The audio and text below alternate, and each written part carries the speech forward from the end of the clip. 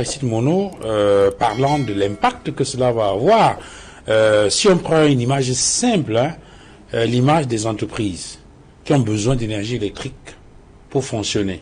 Ces entreprises aujourd'hui, on voit très bien que elles ont du mal avec les difficultés qu'a l'entreprise en charge de la distribution d'énergie électrique, que ces entreprises ont du mal à avoir de l'énergie électrique de façon permanente. Conséquence, on est obligé de faire tourner les groupes électrogènes. Et Dieu seul sait que ces groupes électrogènes, effectivement, sont alimentés par le gazon, où le litre est passé de 500, en tout cas, il y a une augmentation de 175 francs sur le litre. Est-ce que cela ne va pas entraîner des surcoûts chez ces entreprises-là et avoir un impact sur non seulement la production d'entreprise, mais sur les charges de cette entreprise-là? Est-ce que cette image-là ne montre pas effectivement que l'impact risque d'être fort sur l'économie de notre pays?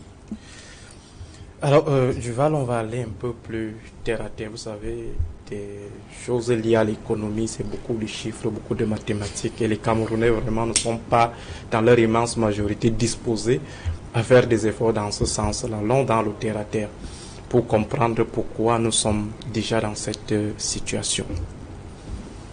On va commencer par les secteurs annexes. Nous avons le papier.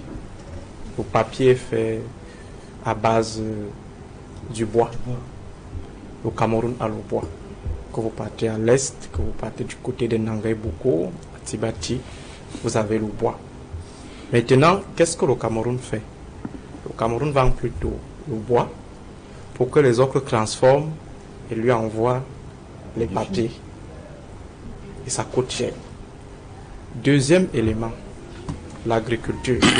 Nous avons des terres agricoles un peu partout. On a d'ailleurs convoqué à un moment donné beaucoup de tracteurs qui ont été livrés par les Indiens, qui sont quelque part. Mais ce Cameroun-là se trouve dans une situation de dépendance totale, y compris dans le secteur de l'huile de palme. Ça veut dire qu'on importe l'huile de palme, on importe la farine. Et pourtant, nous avons des terres agricoles, on importe même abondamment le maïs. Pourtant, nous avons des terres agricoles. Ça, c'est une autre illustration. On attend que les autres produisent à notre place. Une autre illustration, donc, c'est le cacao. Nous avons des grands agriculteurs cacaoculteurs. Ils prennent leur cacao, ils revendent le kilo ils vendent le kilo à 1000 francs, 1100 francs, 1200. Et entre-temps, on leur vend la plaquette de chocolat transformée à 700. Dieu seul peut imaginer le nombre de poudres de cacao, de kilos de cacao qu'on peut mettre dans une plaquette. Donc on suppose qu'un kilo, ça peut donner plus de plaquettes. Et c'est le Camerounais qui subit. Maintenant, le pétrole. Nous avons des petits gisements de pétrole un peu partout, jusqu'à l'extrême nord du Cameroun. Maintenant, on prend 98% du brut, notre pétrole. On vend aux autres. Les autres partent raffiner, parce que nous, on ne peut pas raffiner. Même chose avec le pétrole, même chose avec le cacao. Les autres partent donc raffiner. Et les autres, là, ce sont ceux qui ne disposent pas vraiment de brut. Maintenant, ils viennent nous revendre ça chèrement. Vous voyez donc que le choix du Cameroun est un choix économique totalement esclavétique. C'est l'extérieur qui nous ravitaille. Pourtant, nous avons les matières premières, nous avons le brut.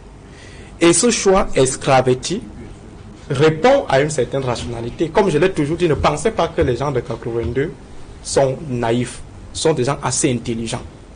Il y a deux bénéfices qu'ils tirent de ce système de dépendance. Le premier bénéfice, c'est le contentement des puissances tutélaires.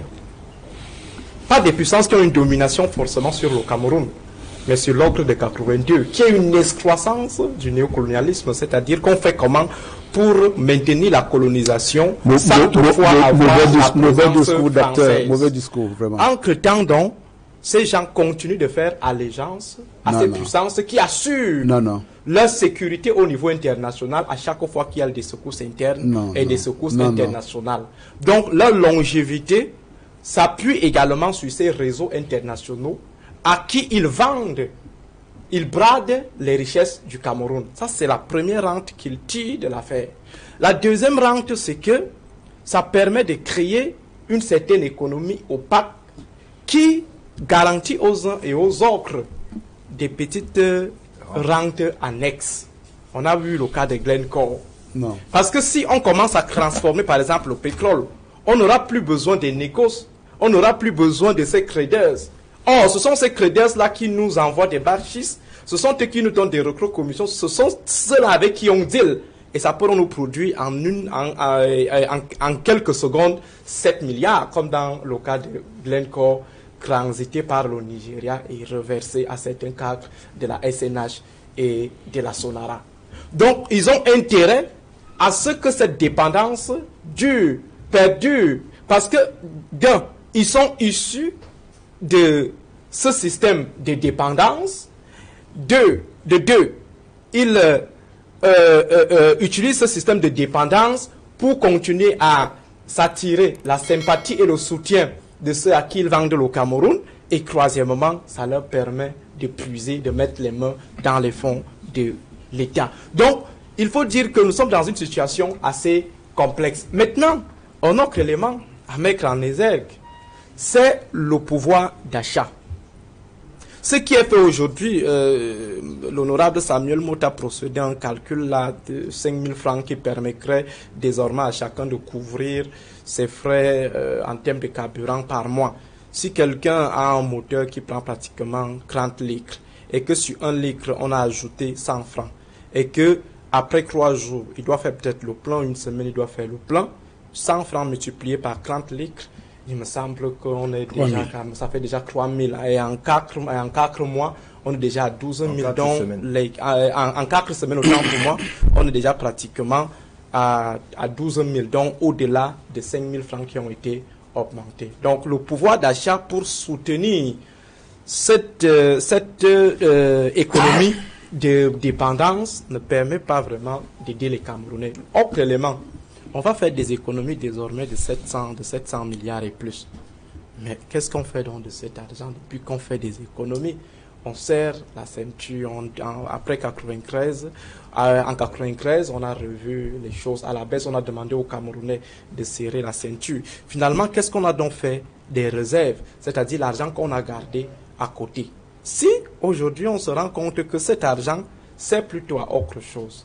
Oui, des gens à rembourser ce qu'ils ont volé. Voilà, à rembourser d'abord ce qu'ils ont volé et à augmenter la cagnotte à voler. Voilà. Parce que si des gens se permettent d'avoir des distributeurs automatiques, là vous êtes quand même d'accord avec moi, M. Samuel Mott, qui a en quoi ça me concerne des distributeurs. En quoi ça me concerne Mais un honorable, un député qui défend la nation, qui est totalement dans sa quiétude lorsqu'on convoque l'hypothèse de l'installation des distributeurs automatiques dans les domiciles privés. Il vous dit, bon, lui n'est pas là, lui c'est juste son petit carburant, c'est tout.